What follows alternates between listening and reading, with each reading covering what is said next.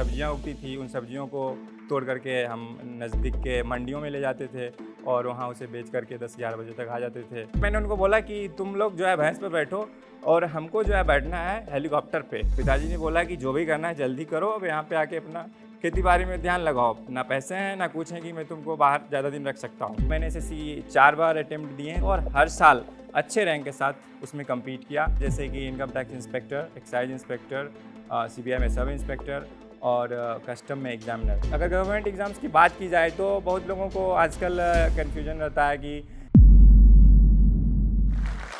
अगर मैं कहूँ कि आईएएस, आईपीएस या फिर स्टेट पीसीएस ऑफिसर बनने का सपना मेरा बचपन से है तो यह बिल्कुल गलत होगा, क्योंकि जो मेरे बचपन के सपने थे वह रोटी, कपड़ा और मकान, अर्थात कि ठीक ठाक खाने को मिल जाए, ठीक ठाक पहनने को मिल जाए, एक ऐसा घर हो जो बारिश के समय टपकता नहीं हो, जो शीतलहर की शीत से बचा सके, तो यही सपने हुआ करते थे।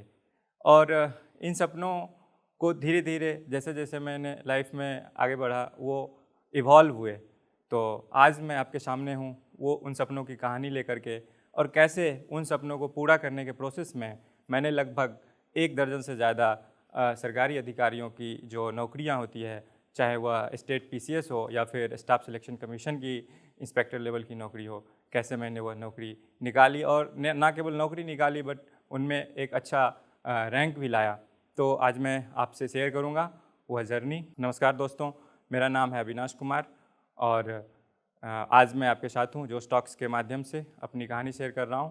और सबसे पहले मैं जो स्टॉक्स टीम का धन्यवाद देना चाहूँगा जिन्होंने मुझे मौका दिया है कि अपनी कहानी आपके साथ शेयर कर सकूं। शायद आप में से कुछ लोग इस कहानी को रिलेट कर पाएंगे और इनसे कुछ इंस्पिरेशन ले पाएंगे, तो यह मेरे लिए बहुत ही गौरवपल क्षण होगा। तो इस मेरी कहानी की शुरुआत होती है बिहार के बेगूसराय ज़िले के एक सुदूर गांव से, जहां पर मेरा जन्म हुआ। बचपन की जो यादें हैं वो वहीं से जुड़ी हुई हैं।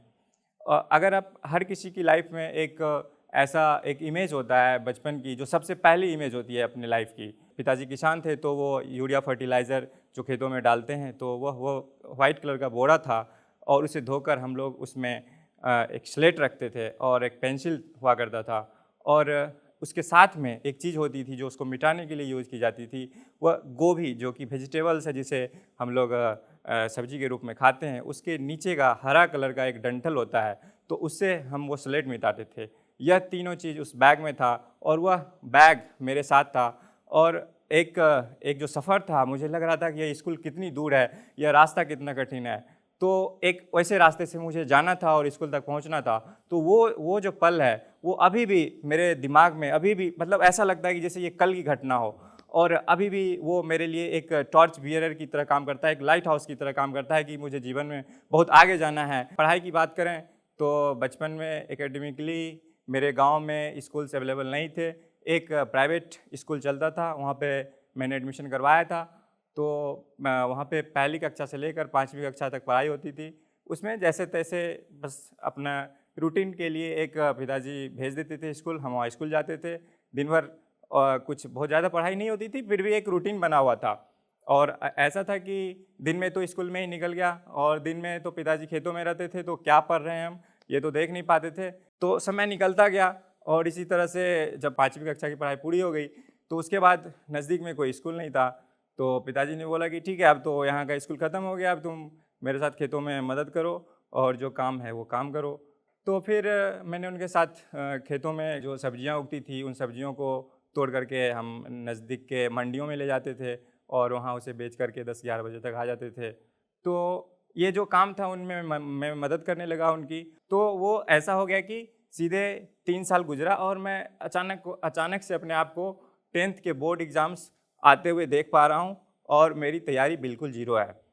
मुझे किसी भी सब्जेक्ट का कोई नॉलेज नहीं था, केवल मैथ में मुझे इंटरेस्ट था थोड़ा बहुत, तो वो कैलकुलेशंस वगैरह मैं कर लेता था और उसमें मैं ठीक ठाक था।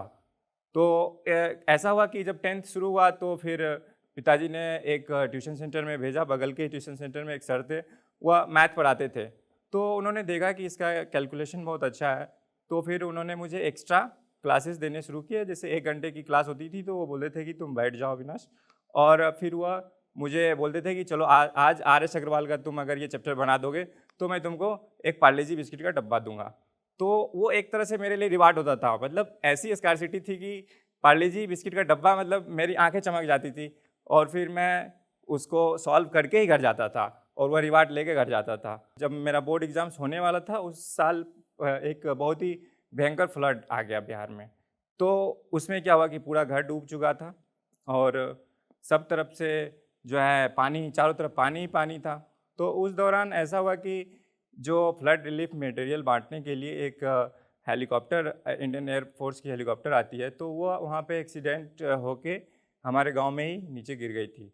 तो उस एक महीने में मैंने देखा कि इतने सरकारी अधिकारी वहाँ पे आए। तो मुझे लगा कि मतलब मैं तो यहाँ एक छोटे से जगह में जी रहा हूँ, बाहर दुनिया इतनी बड़ी है और मैं यहाँ पे क्या कर रहा हूँ। अगले दिन मैंने बोला, जो मेरा ग्रुप था उसमें तो बहुत लोग तो जैसे गाय भैंस चढ़ाते थे, मैं भी उनके साथ दिन भर ऐसे ही रहता था साथ में।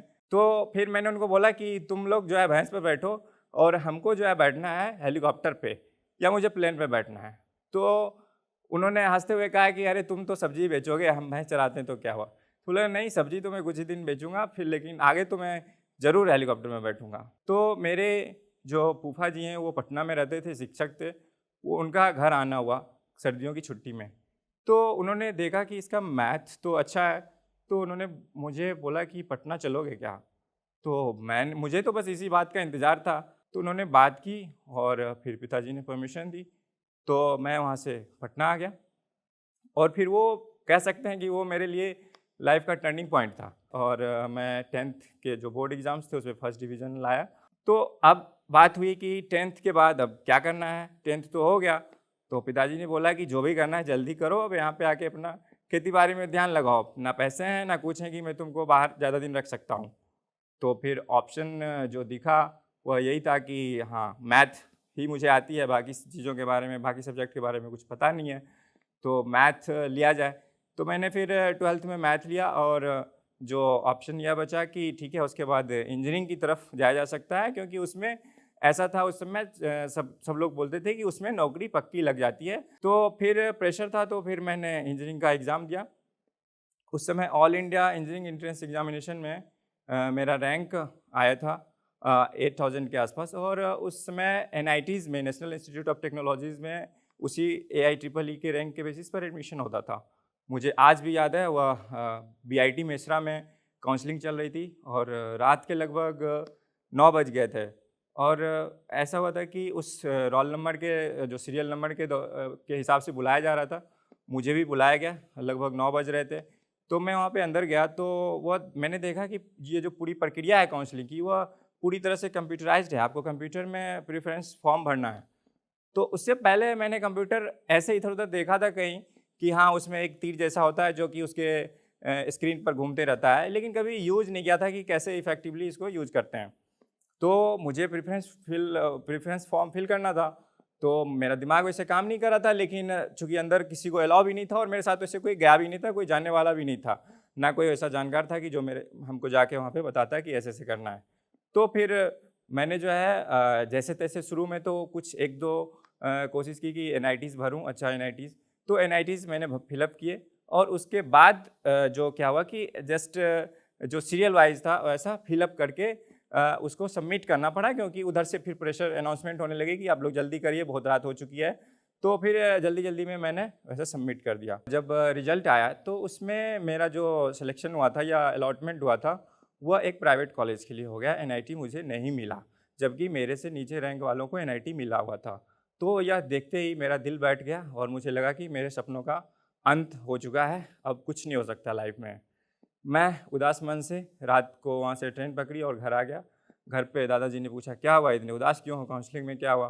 तो मैंने बोला कि कुछ नहीं हुआ दादाजी, सब कुछ ख़त्म हो गया, अब यहीं पे जो करना है यहीं करना है। तो उन्होंने बोला बताओ तो सही क्या हुआ? मैंने बोला कि प्राइवेट कॉलेज मिला है और मैंने उसका फ़ी स्ट्रक्चर देखा है, 58,000 ट्यूशन फ़ी है उसका, और जो कि संभव नहीं है हम लोगों से पे कर पाना। तो उन्होंने बोला कि ये कौन सी बात हुई? तुम अभी के अभी जाओ, अपना बैग रेडी करो, वहाँ पे कॉलेज में रिपोर्ट करना है, तुम अपना सर्टिफिकेट तैयार करो और कॉलेज के लिए टिकट देखो कि कौन सी ट्रेन वहाँ से जा रही है। इंजीनियरिंग करने के दौरान फिर मैंने ठीक-ठाक से पढ़ाई की और लास्ट ईयर में कॉलेज में कैंपस प्लेसमेंट हो गया। तो फिर कॉलेज में कैंपस प्लेसमेंट में मैंने पहली नौकरी ज्वाइन की आईटी कंपनी, और उसके बाद से फिर मैंने पीछे मुड़ के नहीं देखा। तो जब मेरी नौकरी चल रही थी और उसी दौरान ऐसा हुआ कि मैंने अपने आसपास देखा तो लोग जो है एक सरकारी नौकरी का एक क्रेज़ था, और पहले से भी जैसा कि मेरा बैकग्राउंड रहा है तो ऑब्वियस सी बात है कि मेरा भी झुकाव बहुत ज़्यादा था। तो फिर मैंने सरकारी नौकरी की तैयारी शुरू की। मुझे ये पता था कि एक स्टाफ सिलेक्शन कमीशन का एग्ज़ाम होता है, और चूँकि मेरा मैथ भी अच्छा था, ठीक है, इंग्लिश बहुत अच्छी नहीं थी, लेकिन कॉलेज के दिनों में मैंने 4 साल उस पर वर्क किया था, उस पर मेहनत की थी, तो इंग्लिश भी ठीक ठाक हो गई थी। तो फिर मैंने एसएससी देने का फ़ैसला किया, क्योंकि वही एग्ज़ाम मुझे लगा कि मुझसे निकल सकता है, बाकी सब्जेक्ट मुझे आते नहीं हैं।